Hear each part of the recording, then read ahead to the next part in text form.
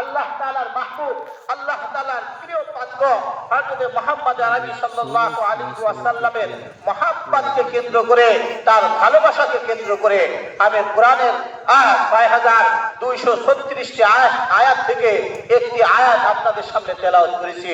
আল্লাহ যদি তৌফিক দান করেন, নবী মুহাম্মদের ভালোবাসা, নবী মুহাম্মদের প্রতি আমাদের ভালোবাসা আন্তরিকতাকে নিয়ে সামনে নিয়ে ইনশাআল্লাহ সামান্য কিছু আলোচনা করার প্রয়াস করব ইনশাআল্লাহ তাআলা।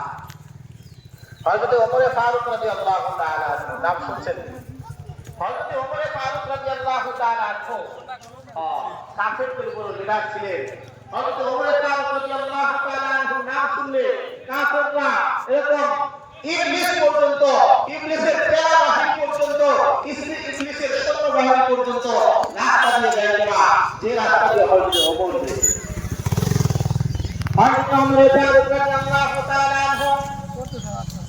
এবং তাদের লিডার আবু জাহেল